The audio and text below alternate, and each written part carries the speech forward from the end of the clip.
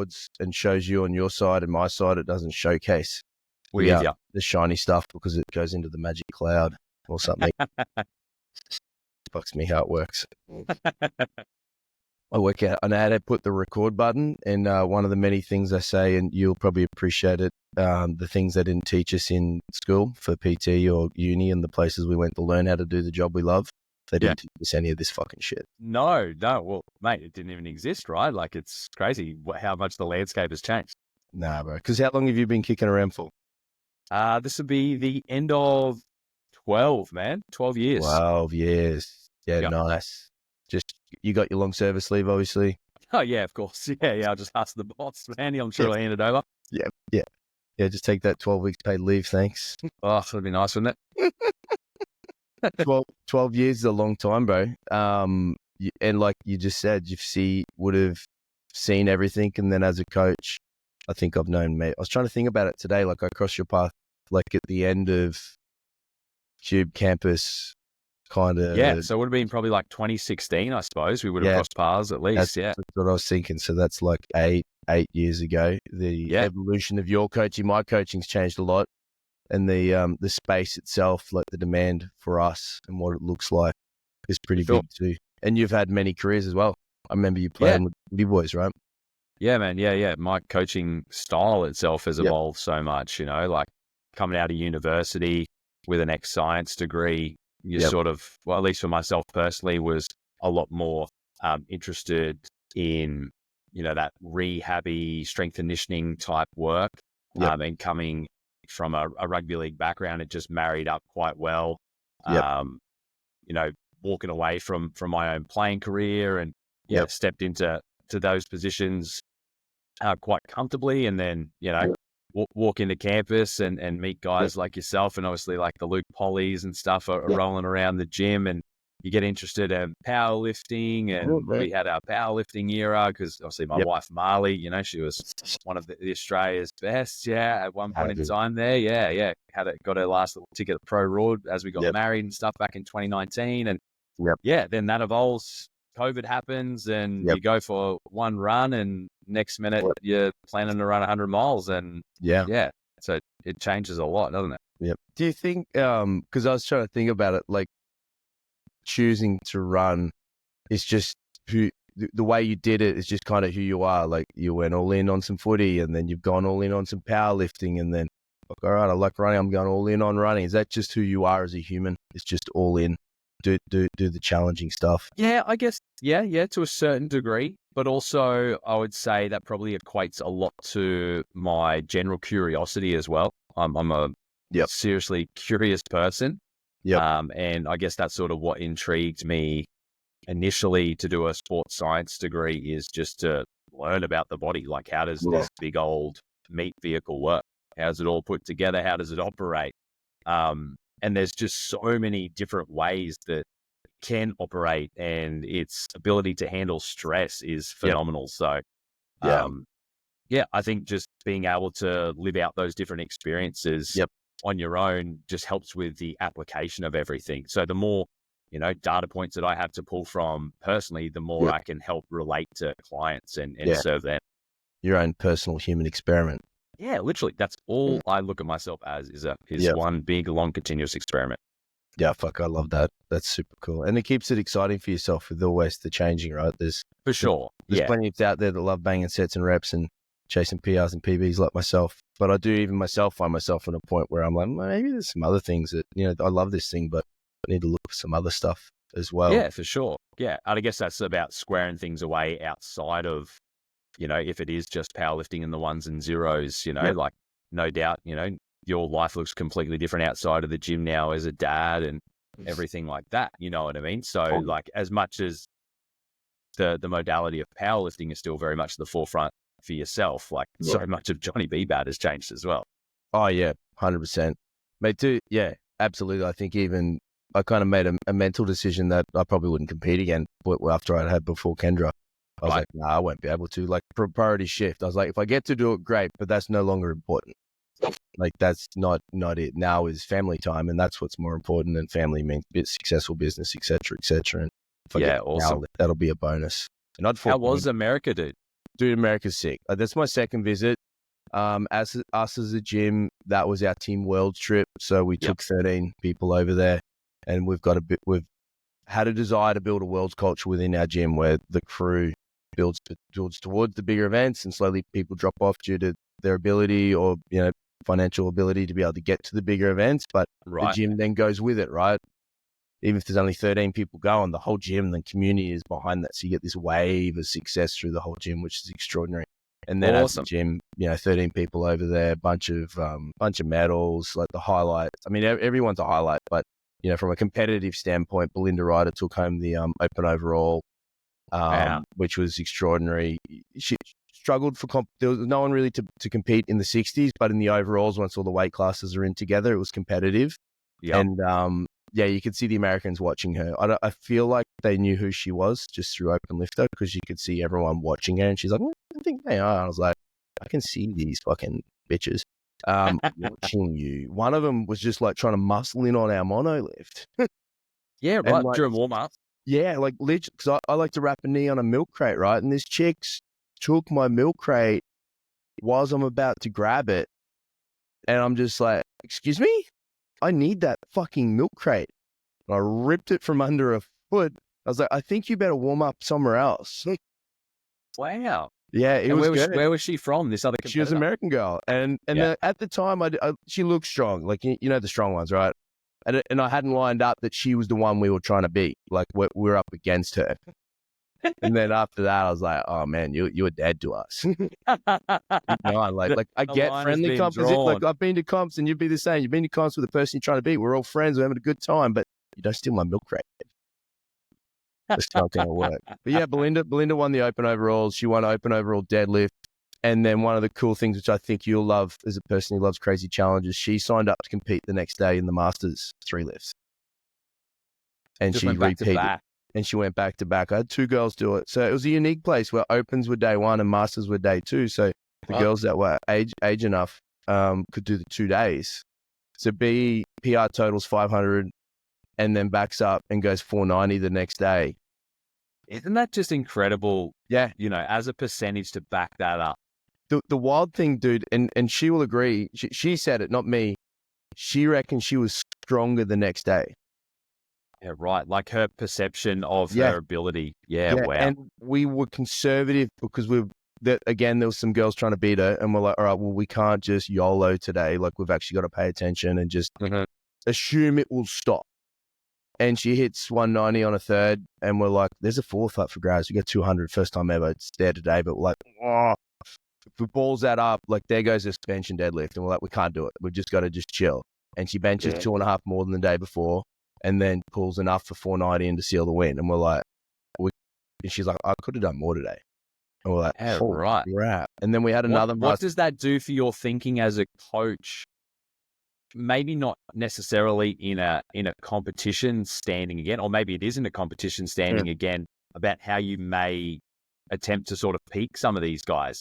Like, because I imagine, we've all seen a lot of the Eastern Bloc methods, and how much those Bulgarians just beat the shit out of each other, and it was obvious that it wasn't a case of like necessarily human physiology. Like there are outliers there, but how much it's clear that she has some sort of potential there to benefit from something like that, like this condensed, intense bout of training. Like, would you fucks around with something like that? Well, we already do, and I don't see anyone else do it yet. But I had some chats with Sam Harrison about how, the footy boys do priming sessions the day before, and just how he's experienced with that. And then I was watching Ollie lifters, they train up until the day before, hitting everything. So I still keep my heavy stuff far enough away, but my guys are still hitting openers the week out, and then we're warming up. They're hitting 3 days SBD. I program 3 SBD days on comp week now, and then they do an SBD the day before. Right. Yeah, right on the day before, and it's a more of an RPE kind of day, more of a West Side speed kind of thing. Like, if they feel good, push it, make it. But bar speed tells the story. But they do an SBD the day before comp. All of them do now, and I brought it in maybe a year or two ago, and it's been extraordinary for everyone. I find it works good. One is a priming day. Two works really well because like, I'm a bit this, I'm a bit that. You know, like if you've done nothing all week, you don't realize your hips a bit tight. So they can address it the day before and actually fix the problem. Yeah. And then the big and one, even just give them a bit of confidence psychologically too, right? Yeah, 100%. Like, I mean, I did it. I mean, I've been doing it too. And then I remember the first time I did it, like I unracked, like whatever it was, like my last raw warm up that I'd planned for the day before, and it flew. And I was like, maybe. What was the impetus to actually implement it with your clients a year ago? I had 2-3 years ago, I had a guy come from Singapore and lived with us. And he did our state tournament. And he literally got off the plane and he's like, I just want to train a bit and move a bit today. And I was like, okay, cool. Yes, sweet, bro. Here's the gym, weigh in. Let's go. And I'm watching plates go on the bar. Because he was strong. I think he squatted 300 at 90 or something at States that day. He's a strong boy. He won States, of course. Yeah. He took our money. I knew it was coming. I'd watched his Instagram and I was like, dude, you are fucking strong. And so anyway, I think he hit 260 the day before the comp. Yeah, wow. And then I was like, oh, well, this idiot's fucked. Nothing's happening tomorrow. And then, yeah, sure enough, bang. And then I think that was, for me, that was like that point where I was like, oh, yeah, cool. There's some other ways to do this. And then just did a research and watching everyone else, talking to people, and then a bit of self-exploration and run it with my crew. They love it. You know, we still, it's funny, we run the weigh-in at FB and my guys will be doing stuff in the background and everyone's like, what are they doing? We're like, we're doing priming session today. We're moving some weights. And they're all like, yeah, and all the crew love it. And then the last piece that I love before it, because I tell them it's a mindset session too. I say, hey guys, like you are, because you know, when you go to comp, if you go to Pro Raw, you go to another gym, wherever, like all the X factors you don't know that can throw you off, right? Yeah. You tell them you go to your weigh-in, hopefully to the venue, you visualize your venue. And then when you go back and do your priming session, you're not in the gym you're doing it in, you're in the comp. And now you are visualizing it. And you're thinking about the refs, you're thinking about the crowd, and you're just pulling all those X factors in so you can practice it. And the guys and girls love that too. So for all the, you know, the anxious, nervous style lifter, I find that works really well for them as well. So yeah. That's awesome, man. And I think that probably just is a great example of even what you were saying before, where it's like, yeah, even sometimes I think with powerlifting, like should try something different, but you're still exploring the space that you're in now. Yeah. You know, and I think for everyone on the outside that doesn't understand it, and it's one thing that I'll never be able to let go, I think, from just coming through a strength conditioning background and then spending years with powerlifters and training in that modality, is the simplicity of squat, bench, dead. Strength training as a means of arbitrary progression. Did you put more weight on it? Did you do more reps? Yes, no, tick flick. I either got better or I got worse. And then also the detail that you can put within that movement. You know, it's a motor skill. That's what people fail to understand from the outside. It's like, this is a coordinative effort. So if I go A, B, you know, from point A to point B, but it moves like shit, and then 12 weeks later, I go from point A to point B, but it looks awesome. Well, now I've now increased my potential to add kilos onto that and stay injury free. Yeah. You know, and I think that's like a beautiful thing. And you keep just stacking on that, stacking on that, stacking on that, stacking on that. And that is the beauty of it. And I think that's why I always enjoyed this style of training, like continuing to keep compound lifts in, even while I'm running, you know, up to, you know, 90 Ks a week. It was there just outside of the 50K, you know. I think I trap barred 240 at like 85 kilos 10 days out from the 50K. That's cool. I like that. You know what I mean? Like, it is cool. Like, you're just seeing, like, what the fuck can this thing do? You can actually do it. And let's figure it out. For benefit too, right? Yeah, exactly right. Like, no soft tissue injuries. Like, that was not a limiting factor. I wasn't breaking down like that, you know? Yeah, it's so cool, dude. What was your first longest run? Like what was because for those that will find out shortly, you ran 100.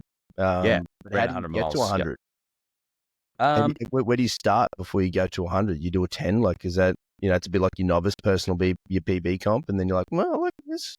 Yeah, for sure, man. I think for me, I was able to build the Ks in a little bit quicker, mainly because I fell in love with like trail running. Oh yeah. So I went for my first like trail run during COVID lockdown. Yep. And coming from, a rugby league background, obviously everything is a lot more high intensity than long distance endurance running. So you naturally attack everything 1,000 miles an hour. So like everyone, I went way too hard, way too quick, and it was only like a 4K. I went like 2Ks out and back. Yep. But, like the start of this track at South Boundary Road has got, probably 200 or 300 meters of elevation across that first 2Ks. So it's pretty gnarly straight out the gate. And then you're thinking, oh yeah, sweet, I'll just run downhill. But you've got no, you've got no experience with eccentric load in a running context. So then your quads are just blown the fuck up. So I literally just started out. It was a 4K run back in 2020. Yep. And then I just started going for like hikes where I'd sort of walk, jog, started listening to a few, I guess that's when the whole, David Goggins era sort of started and that sort of, he put ultra running on the map and you're like, what's this all about? Like, I get that it's a physical feat, but it seems like there's a lot to do with fucking up here. And I'm very interested with human behavior, personal development, all that sort of jazz. And it just married up nicely. So I ended up just going for like some hikes. So any hill that was in front of me, I just walk it, flats, jog it, downhill, jog it, and just sort of see how things feel. And, pretty quickly, like probably within the space of, I'd say it was 4 months, I ran my first 50K on my own.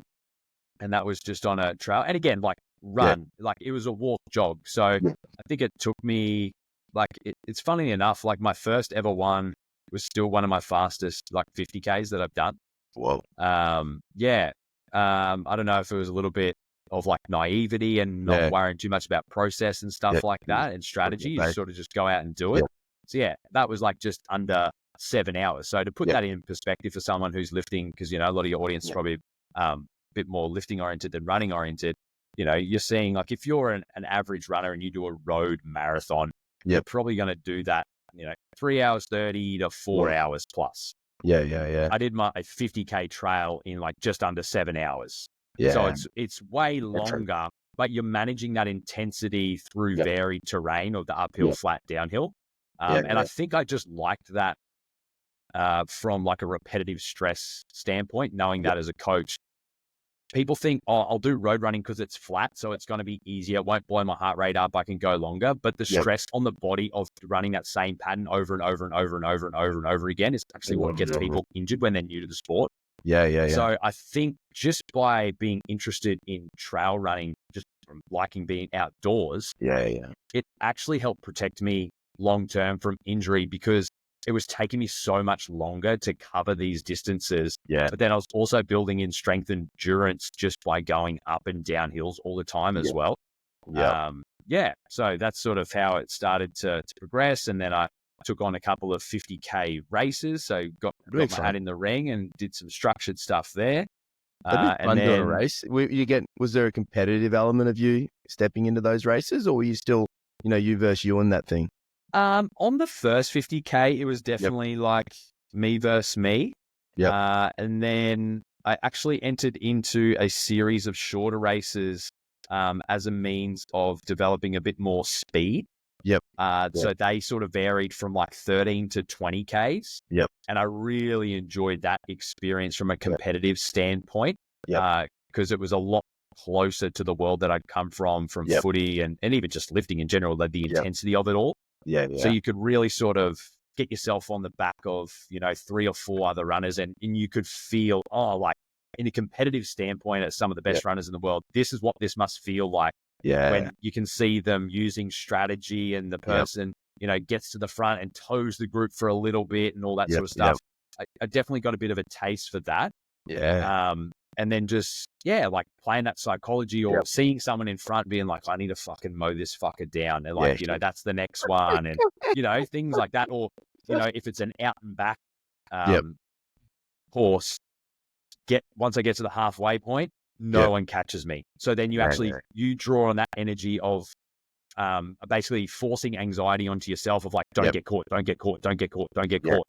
And that's how you keep yourself trudging forward. But then the 50Ks, I think especially in a trail, you're just in for such a long day. You actually end up just sort of like tacking up with a couple of people and just have a bit of conversation. Hanging out. Yeah. You just go back and forth, try and distract yourself a little bit. Yep. Yeah. And then when the wheels start falling off, then you just go internal and fucking hope for the best. Because that's definitely what happened with the 50K. It was on the last day of winter this year when we had that massive heat wave.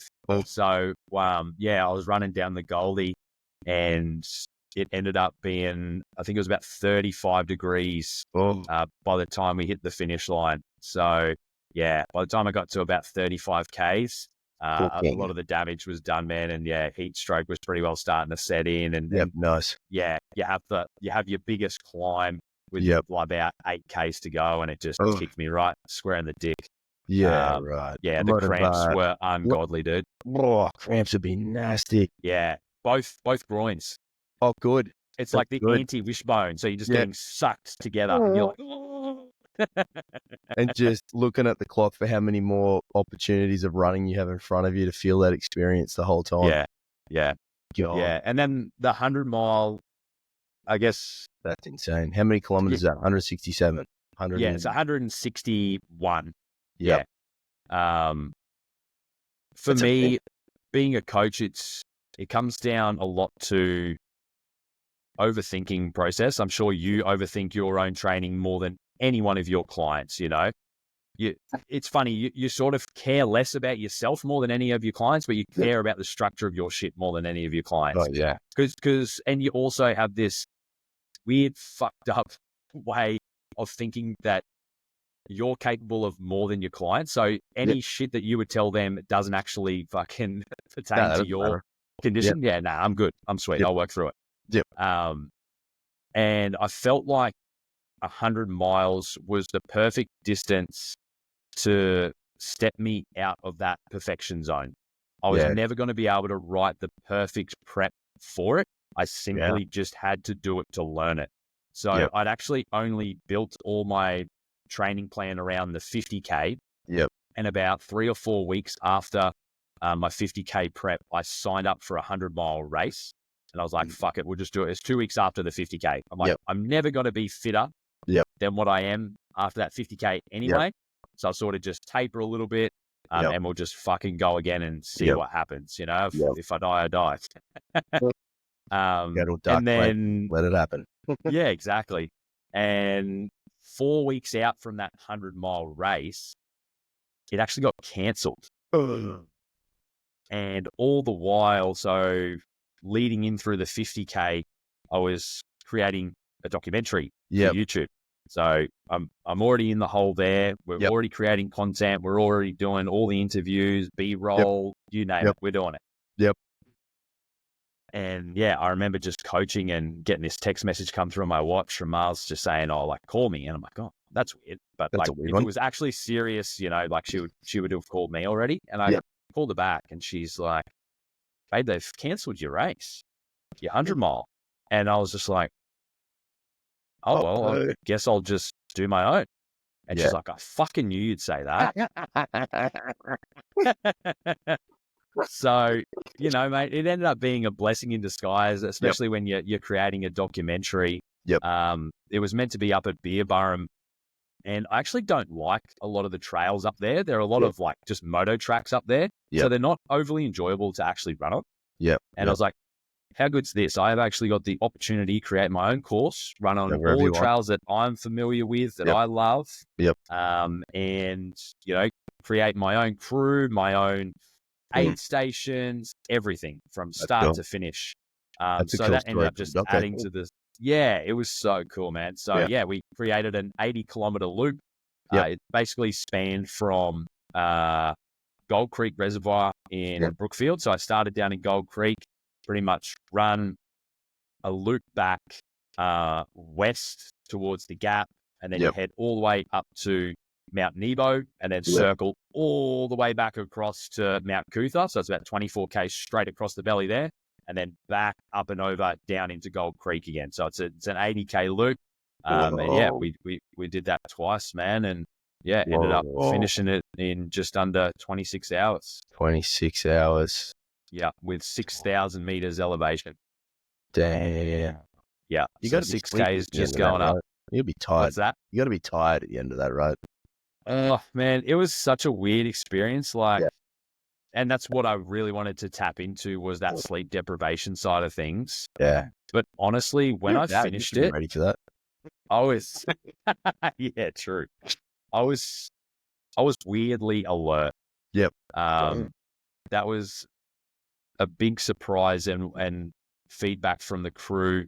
We had probably a dozen plus people help us throughout that 26-hour period. And they were like, we couldn't believe how well put together you were. There was periods of time there when we were heading up in the middle of the night and I was giving the girls that I was running with. So I had paces with me for the whole second loop. So that second 80 Ks, I was never on my own. Yeah, that's probably good. Yeah. And I was giving them directions because they didn't know where the fuck they were. You're telling them where to go. Yeah, because this is how raw dogged this event was. Yep.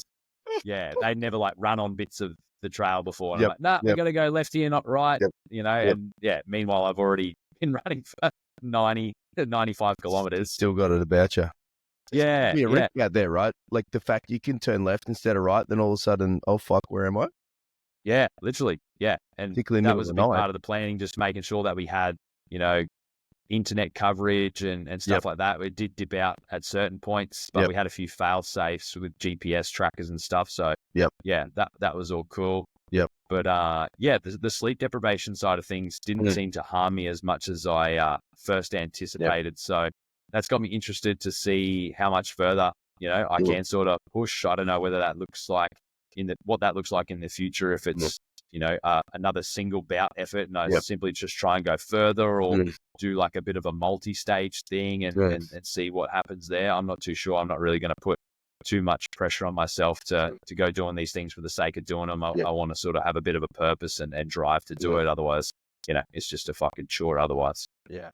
Do you train for the lack of sleep or did you just prepare yourself by getting more sleep? Nah, I couldn't. Yeah, and I think that was part of the process. I just wanted, so the two biggest things that I had no idea how my body was going to handle it and served as the biggest potential for wasting everyone's fucking time was, my inability to perform with lack of sleep and my gut taking on food. Oh, yeah, true. Because everything up until that point with like a 50K even for a trail, I'm going to, even on like a really, really shit day, and I've had one really shit day out on a 50K race. I think it ended up taking me just over 8.5 hours, nearly 9 hours to finish. And so that was just like a lot of walking, trudging, feeling sorry for myself. So 8, even in comparison to 26, which ended up being a good day, you're not going to fuel that on gels and powders alone. You got to eat, right? You got to get the solids in. Yeah. So that was the biggest unknown. So we just made a stock list of some of my favorite foods that we knew were pretty calorie dense. And it was pretty much just fuck around and find out. So we had a whole heap of like cookies. Cold pizza ended up being the biggest winner. Really? Nice. Yeah. I have no idea why. I love pizza. It ended up sitting pretty well. There's something that factor in too, right? You've got to actually enjoy the food. Like if you're having to stop when you're a bit tired and cook, and you have to eat, you've got to want it as well, right? Yeah. So the three biggest, were probably cookies, pizza, and 2-minute noodles. Just chowing those down as much as I could at every aid station. Did you have it? You didn't necessarily have a nutrition strategy where you were thinking of calorie consumption, that you were trying to hit every sort of thing. I just knew it was, get as much, density in without causing too much GI distress. Everything at the start was based around about, just because I knew it was a slightly lower intensity than what the 50K was at. It was centered around about 80 grams of carbs an hour as a minimum. And then obviously then you're feeding all the fats and protein and stuff in later in the day. But we didn't really track much. It was sort of just see how it goes. So a lot of food though, over a 24-hour period when you think about that kind of. Oh yeah, man. Yeah, I was eating every couple of hours, just chowing in a couple of pieces of pizza, some chips, cookies, and Yep. Just do what you can. How'd you go handling the pressure of completion, knowing you had so many people supporting you, plus also a doco sitting there as well? I think the inverse ended up happening in that I felt so supported that I knew even if the wheels fell off, like it was going to be okay. Like there was no real pressure. All the hard work had been done. We capturing content at the end of the day. You're telling a story, you know what I mean? But ultimately it just came down to the confidence from Marley. Yeah. I remember the night before saying, I just asked her point blank, I'm like, how do you think tomorrow's going to go? And she's like, I think you're going to crush it. Like you've done everything you possibly could, you know, like you just got unlucky with the 50K with the heat wave. Hey buddy, how are you? Hello. Hello. Yeah, you've done everything you can. Yeah. You know, that heat wave just was unlucky. That Yeah. I think you would have hit the time that you wanted to. So you just go out there and it's a cool little redemption story for you. So go and enjoy it as well. Like, yeah. Would have been, and that was great. Would have been really cool coming to that, because I can imagine the typical aid station running event, you don't know the person that's sitting there, but they're behind you and cheering you on, here's some water, etc. Move, go. Yep. But these times when you're stopping at these aid stations, it's actually your friends, the people that are genuinely fight, and good friends. Like a good friend is the one that's turning up at midnight on a whatever night of the week you did it. They're the best ones, and they're there with you. That's got to be cool. Oh, absolutely. And I mean, Marley ended up doing 35Ks with me, and she'd never done more than 10 of a road. Wow. So she's gone 35 trail. Yeah. And then I was actually so far in front, ended up being about, because again, like I had no idea pacing wise. I was basically just going off a 50K pace and then just tacking on some time, knowing that you're eventually going to start slowing down, right? Yeah. And I ended up being like 2 or 3 hours in front of like my anticipated pace after about a quarter of the way. So we actually had to start contacting different people at different aid stations to make sure that they could actually get there. Of course. And my little brother was meant to be at the only aid station where you had to actually hike in to come meet me. So you had to hike in. It's pretty gnarly. It's probably one of the hardest bits of trail in Brisbane. So of course I was making people come and fucking work for it. So you had to hike in 3.5 Ks. And when Mars finished her loop at the top of 35 Ks, called my brother and he's like, I'm just getting off the highway now. And she's like, that's too late. We need you. So then she had to double back and hike in. So she ended up doing a marathon, dude. So she chalked up 42 Ks. Holy cow. No fucking training, dude. And she's, keep in mind, like Ruby was only just over a year old at this point. So she's done no training. She wouldn't have run more than 10 Ks in a week. Damn. And bossed it. Yep. Didn't sleep the whole time, just like me, because she was at every single aid station. Yep. Wow. Killed it, man. So like when you've got those people, like you said, like they're not just there at an aid station, they're your friends. And if they're willing to do that, you just felt so safe, so supported. And the fact that it was ours, there was something about nurturing, just like you were saying with your World's crew. And even how everything is built up. It seems now that priming day for you guys is just as much a part of the social fabrication of the whole experience as it is the performative side. Yeah, absolutely. So like once you have that involved and that's all intertwined, like you're off to the races after that. Like the rest is history. Like if you've got a team like that are willing to support you, man, like the 100 miles all of a sudden becomes a lot more achievable. Yeah. That's unreal. And where did so as there's a doco out now, we'll put a link out for that thing. Where did the idea come from that? Did that just come to you while you were training for this, or this was always something you wanted to do? Yeah, I always wanted to document training in some capacity. And when I landed on the 100 mile, I was like, man, I didn't even know if I want to do something like this again. Like this could just be the most horrible experience and I fucking hate it. But I always thought it would be a really cool thing to integrate my family into it, just as something that we could look back on.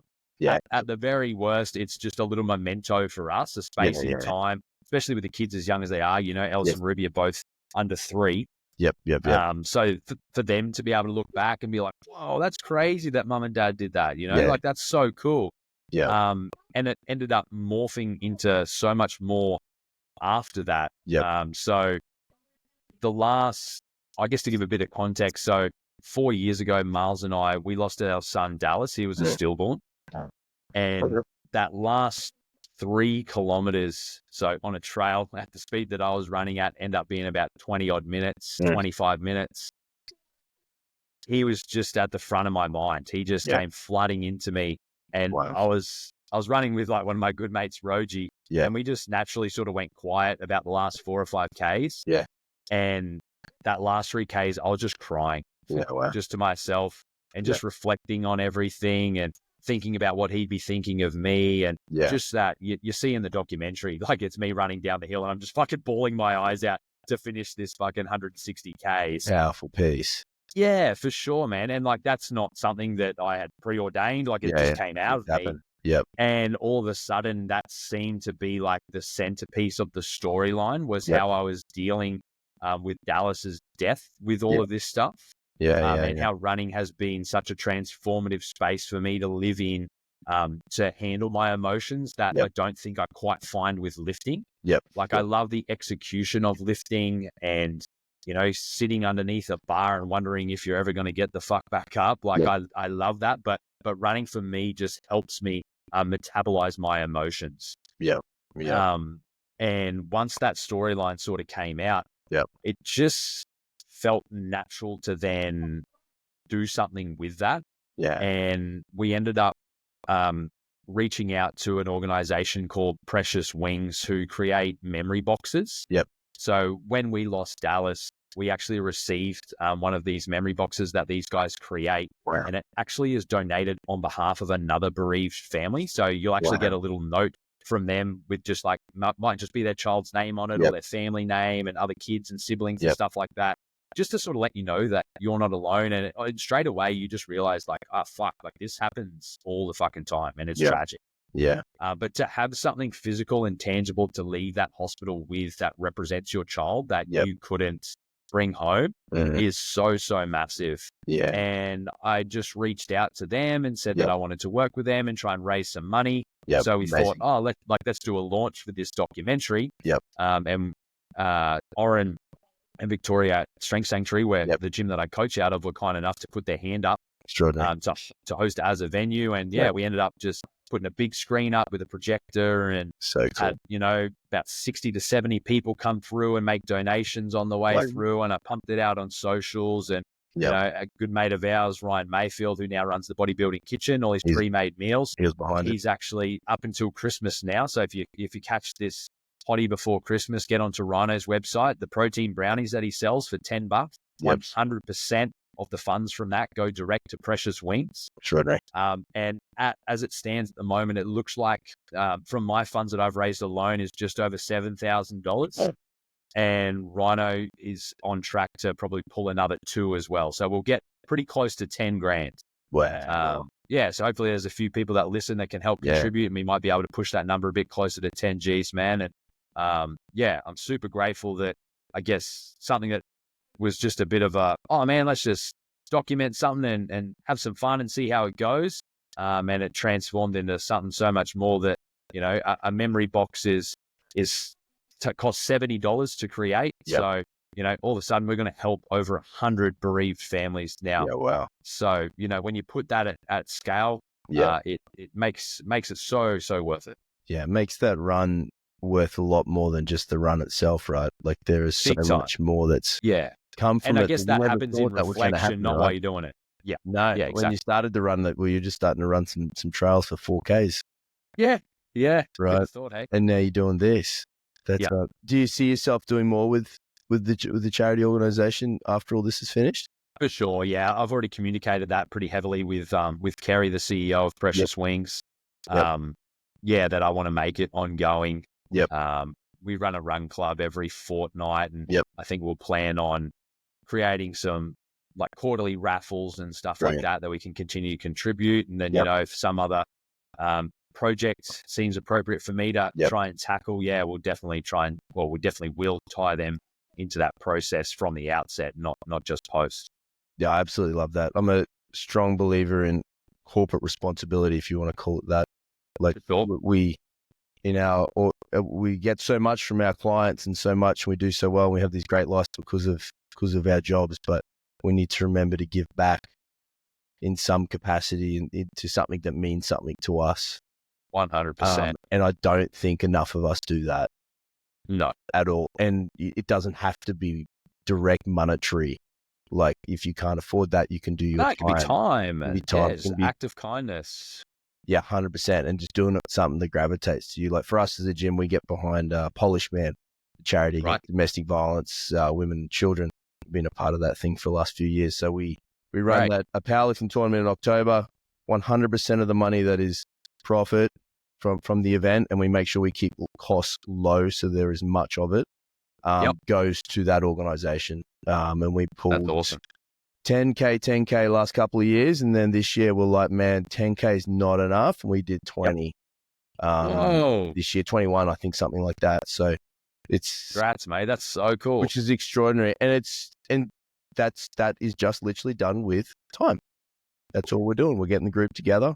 Everyone put in some time, and then we empty everyone's pocket at the event, and people donate and do stuff. And we even had the former premier Stephen Miles rock up and have a bench press and get behind it.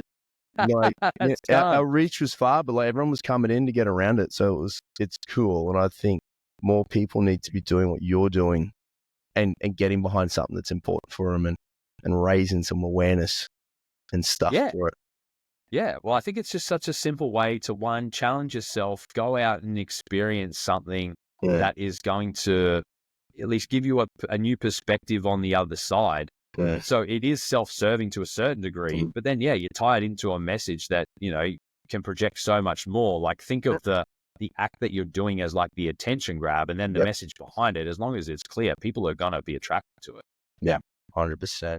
The thing, I'm interested in the training for yourself, because obviously you've got a background with barbells and stuff, and I followed and I quite enjoy watching you on the internets. And they featured heavily, like you said, you were training weights and banging it out with running. I've only had a little bit of experience with runners coming my way, and it seems to be that they're not. It doesn't seem to be a common practice. Weights getting thrown around in the running community. No, and I'm not sure why that is. I don't know if it's just a time thing or if there are certain beliefs that it's going to be negative for your running performance. Yeah.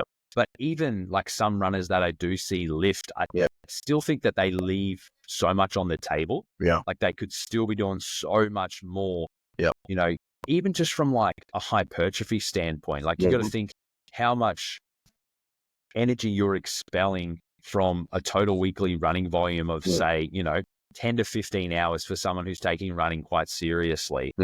Like there are some deleterious effects on your ability to maintain muscle. Like your body's not naturally going to want to do that. Like, and again, like we're not talking about elites here. Like if you have a predisposition to be like an Olympian or something, fucking have at it. Specialize, go do your thing and kill it. But even those guys are lifting now, like they're a part of an Olympic program that has resistance training because we know it is going to temper down the risk for soft tissue injuries. That's ultimately what you're trying to introduce that for. But I think for the average person, if you're only doing, let's say like 3 or 4 30, 45-minute runs a week, you're not going to be clocking up a crazy amount of Ks. It might only be like 20 or 25 Ks. You can still shift some serious fucking tin and run 25 Ks a week. That is very, very achievable. I really don't see my top end strength getting really, really affected until I hit about a 55K week. And I wonder if that even is pushed back further the longer I stay at that. You know what I mean? So and that goes for like lifters now. Like if you're worried about introducing a bit of running, just to try and improve your cardiovascular. Hell, it doesn't even have to be running. It can be some form of like low impact cardiovascular training, like a rower or an airdyne or something like that.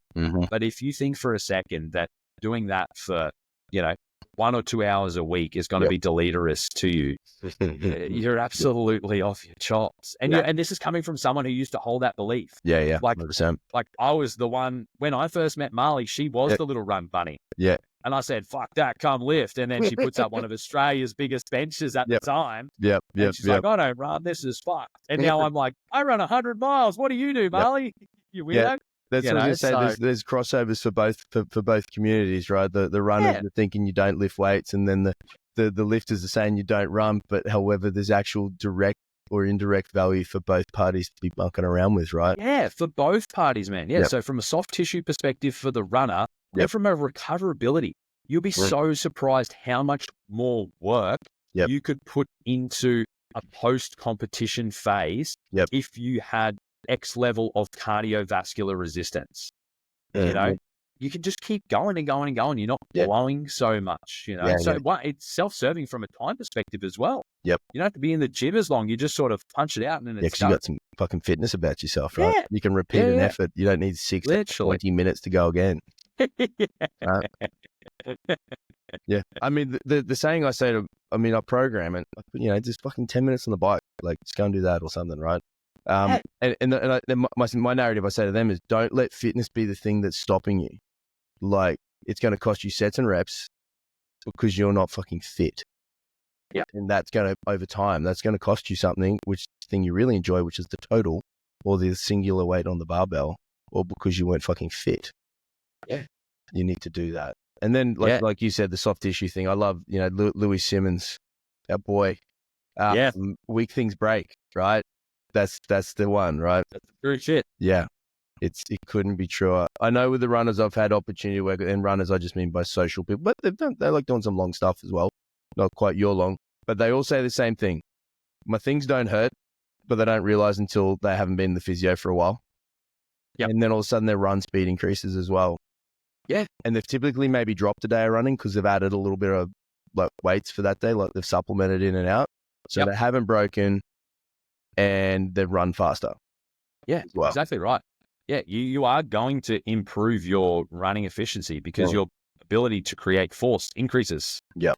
So once you're able to improve the force production of each stride, that means speed. Yeah, that's a good thing, right? I guess, is there a hang up in worry about like body weight? Like you weigh more, so there's more of you to carry around the trail and stuff like that? Or is that just, that's an old wives' tale, like you shouldn't worry about that? Not so much that it's an old wives' tale. It's just not something that I concern myself with because of the way that I view my running. Like I'm not entering into any of these things to be the best in the world, to win these things. Yeah. You know, like I still do reasonably well. Like I'll finish in like the top, like 20th percentile of these things. But yeah, like, man, I rock up to these things and fucking no one looks like me. Yeah. You know, like, I look like runner. So I'm like sort of like stuck in the middle. Like I'm a small lifter, but a big runner. Yep. So I actually like the Goldilocks zone that I live in for the training modality that I enjoy. And I think that's probably why, you know, we naturally gravitate to things that work well for us. Yeah. And I think it is working well for me. You know, I'm still not putting up the biggest numbers that I ever have, but I'm also lighter than I was at the heaviest of like my powerlifting sort of quote unquote era. Yeah. So I'm probably, when I'm racing, I'm probably like 7 to 10 kilos lighter than what I was at the heaviest for my lifting. Yep. But percentage wise, I'm stronger. And you're stronger. That's all right. Yeah.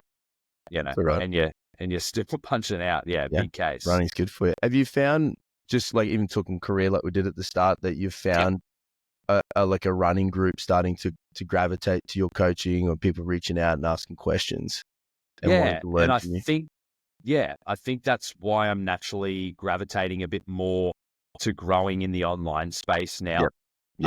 Because I do have that running passion. The online just suits the programming and coaching of that so well. 100%. Like it's not like we're unracking a barbell or spotting someone there in a lifting session. Like, unless we're actually of a relatively similar level of fitness, we're not going to be like running together or something like that. So I'm just going to program for you online, and you can send me your training data. and you can do that all in your own terms. So it's sort of like a win-win-win. Like it means I don't have to like overcommit my time to seeing each individual multiple times a week. You can run whenever you want. And being able to sort of capture this data, you know, there's so many different things now between like Garmin Connect and Strava and Training Peaks and all these things. There's so much software available to us as coaches to help these individuals and teach them along the way. So yeah, I think it's fostered in really, really well with, you know, my interest in progressing online. And yeah, attracting some new clientele in that space. Because yeah, it's definitely something of guys our age, you know, in early fatherhood that they're like, I kind of don't want to be like not fucking fit for my kids. So I should be doing something, but I fucking love lifting weights. So yeah, I'm finding that I am attracting like these young parents. And it's been cool, man. Like I've already got like a few international clients as well. Yeah, I've been working with a couple over in the States. So they live in Colorado. So yeah, it's trail running mecca over there. So that's been so rewarding for me. Just to be able to see some of the trailheads that these guys have been working on. And, you know, but just the results you can get from programming and having the experience of managing lifting and running on my own. You know, like, one of my clients, she's less than 12 months postpartum and already she's lifetime PR squat, lifetime PR bench. And she just raced a 16 miler in the snow last week. How cool is that? You know, like it's so rewarding. Like we get to say we get paid for this shit, Jonny, you know what I mean? Like, you know, and I'm just as passionate about like my space that I'm working in as you are. Like, and that's what I love about it. Like we're not competitors, you know what I mean? Like we're fans of one another and we get to share the same air. Like it's so cool that, you know, like if someone wants to go all in on powerlifting, it's like, fuck, I'm sending them Johnny's way. It's like, man, I'm thinking fucking a 50K trail. Like I need to figure this shit out. Radio, man, go talk to Benny. We'll go you know, like there's no fucking like, fuck Jonny, fucking trying to steal my shit. You know what I mean? Like it just doesn't exist. It's so ridiculous. And I think that's where guys like you and I think we're quite similar, you know, like we're not born of that commercial gym world. We didn't foster ourselves there. And we built our clientele around the foundations of family. You know, I don't know of anyone else other than you that is similar to me in the sense that we've got clientele that we can count past two hands now that we've trained for more than a decade. Bro. You're the only other person that I know is like me in that sense, that has coached someone for that long, like your Pete's and stuff like that. Bro. Like I've got those guys that I have been coaching since the very first tin shed that I worked out of. So cool, isn't it? I love that. So cool. And they're your family, you know, they are. Like they've literally watched this evolution of me as well, the changes in my coaching styles, but it hasn't meant that they've had to change what they want out of their bodies because of me. We've just been along the way and we've just learnt and adapted along. So yeah, it's so rewarding, man, to be able to take these people into your lives and watch them have more kids and get older and then have grandkids, and they've watched me have kids and get married. And it's so cool. That's man. It's in the life progression of the client is extraordinary, isn't it? Like the birthdays, the weddings that you've been to, the lows as well, because you can't have the highs, you know, the sad moments the clients have had, and they've welcomed you into it because they feel safe with you, is an extraordinary part of the coaching journey that you get to be on. I mean, I'm not doing anything else. No. And it's one thing that I think I feel sorry for some of the younger generations that maybe have just gone online purely. You just don't, or at least it's not ingrained in the business model when you're first starting out online to really nurture a relationship like we have. Like you're not going to get a 10, 12, 15-year client online if you're not putting some serious one-on-one time into that individual. Like you'd almost be having a conversation like this weekly minimum to try and foster something like that. Like think about how many hours we've accrued talking to these people, Jonny. That's what we've been through, the highs and lows with them. Because some of them, they're going to open up to you more than the other members of their family. Some of them you're going to see more than members of their family. There's probably people that see you more than they see their own parents or children. That's just reality. And that's the power and responsibility that we can have, it goes so far beyond training. I think that's what I love as a coach. You get to be that role model and then also like learn from these older people that you're coaching. Like I love training some of my older individuals and just kicking their brains on life and getting their advice on things. And how were you raised and what are your values? Like it's just people, right? It's people. I just try and be a human sponge, bro. Like just like yourself with the extraordinary client base of humans and what they've all done or doing at the moment. I just sit back and listen. Just like tell me the stories. Like so 2 ears and one mouth, right? Yeah. I just want to learn. And you get and the cool thing, and you'll get this too, like if you've worked with your client for 12, 15 years, to cue and fix something takes seconds because they know you coach. You know the problems. They probably know their problems and can coach themselves out of it too. And it's like 1 second, hey, you're doing that again. Can you stop it, right? And then you're doing a one-on-one session. You've probably got 45 minutes, 59 minutes, whatever many minutes left. The rest of it is just chatting with these people. And it is, and that's when it gets good, really good. I think, 100%. Like you said, anyone in the online space who's trying to gravitate, just go there straight away. Like any really successful online coach that I speak to and have time with, they all say the same thing. I'm really good at this because I did my time first in the gym. Correct.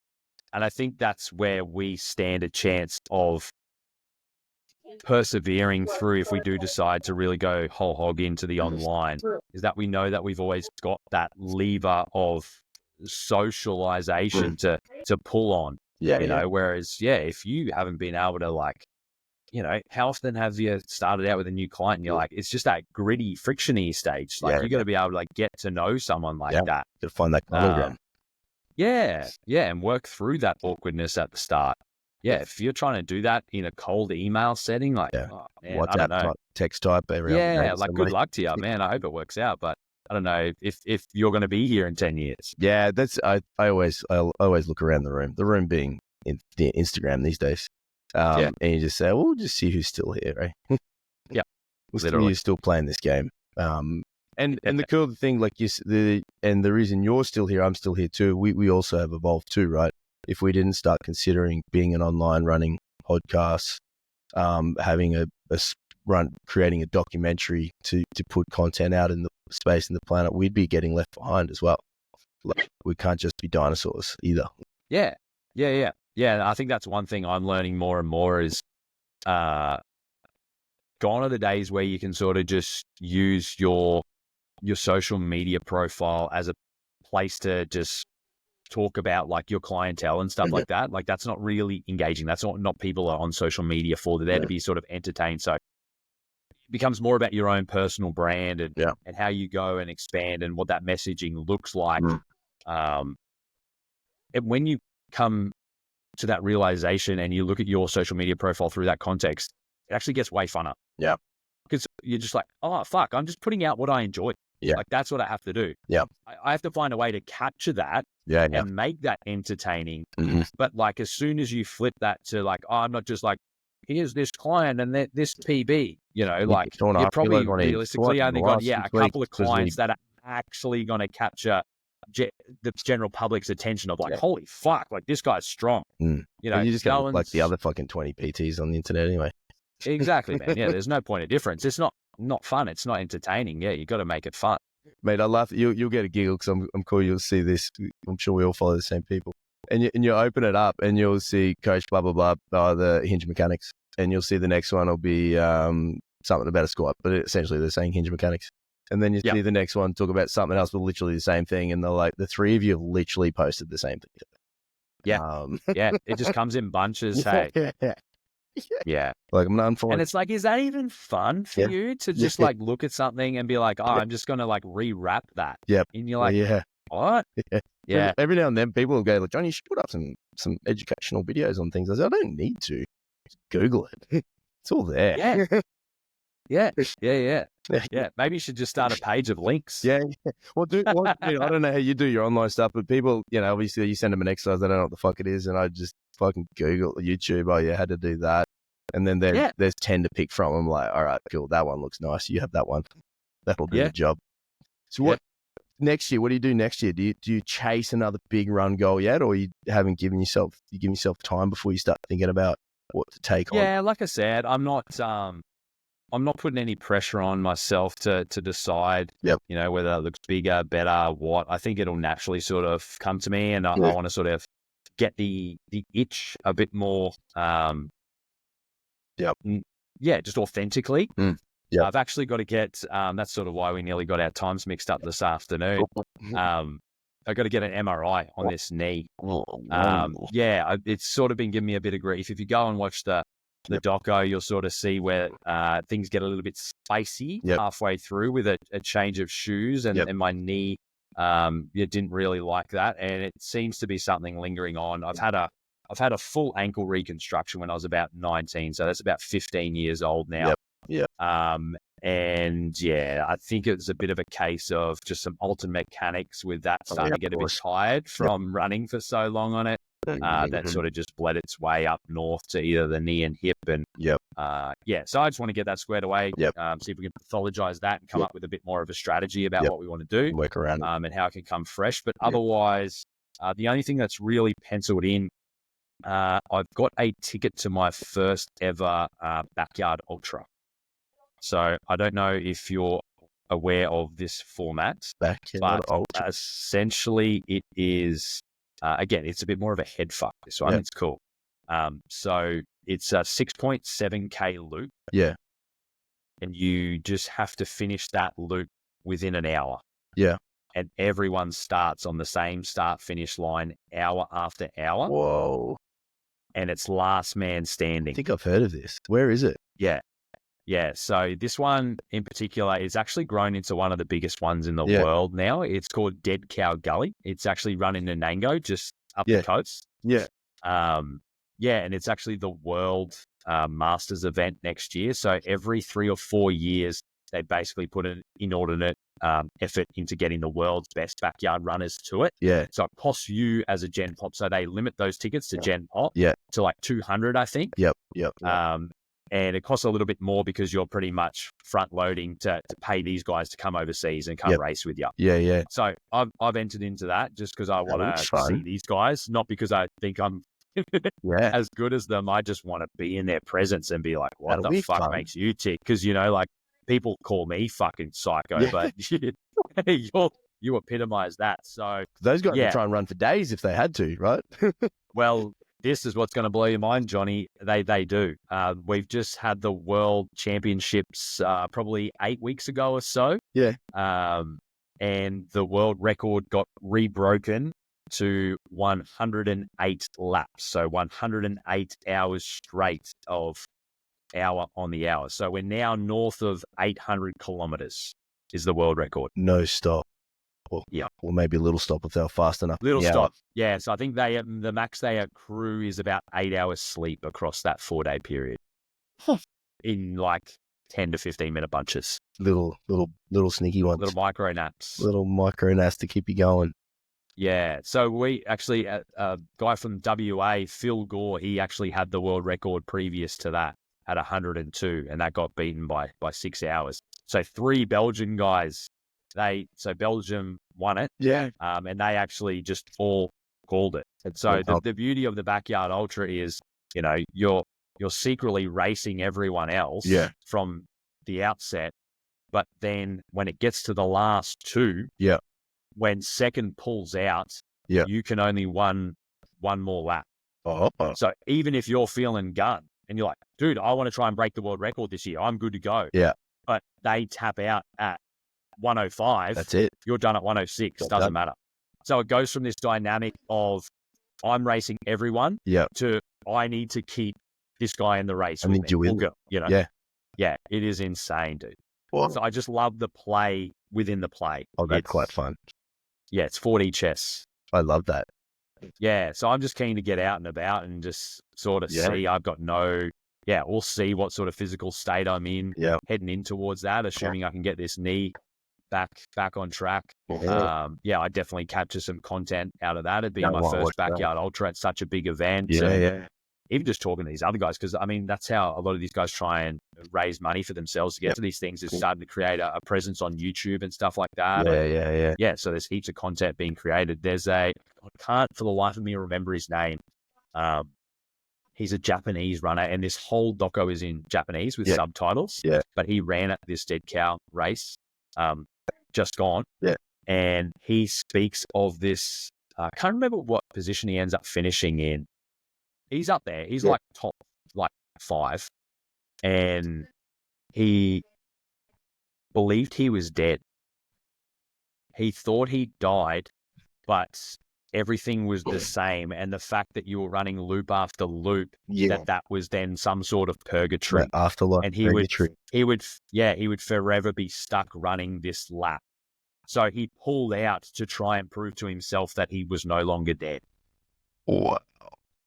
Yeah, dude. It was fucking gnarly. And you just see this state that this guy's in. He's just like, what the fuck is, he's like, nah, like I'm dying. Like, I don't know what's going on. Like something's not right. He like didn't believe, he was like almost a bit wary about people around him. Like, are you guys alive or what's going on? Are you real? Yeah, it is insane, man. Very, very cool. I love it. Brother, mate, it's been extraordinary to have you on. Absolutely love your story, mate. I'll get you to send me some links for some things if you could. The Make Charity, your YouTube doco, and I'll get all that out there as well. And then I just have one official question, one unofficial question. One, where do people find you? Because your stuff's unreal. The Instagram, what's the handle? For those that so just find me on Instagram at bennymatthews.coach, mate. That's the best place to find me. That's where I'm most active. I love it. Yeah, but same on YouTube. I love it. I love it. And then the most important one is what's for lunch? What's for lunch, mate? We've got a pulled pork Mexi bowl, little burrito bowl. That'll work. I got a banh mi just been brought home by the lovely wife. Sitting over. Play on. About there. Sweet. Thank you very much, brother. I'll drop you a message when I get this thing all sorted, and we'll get it out shortly for you. Appreciate it. Love it, Johnny. Appreciate you, mate. Keep doing you, brother. Awesome, bro. Talk to you soon.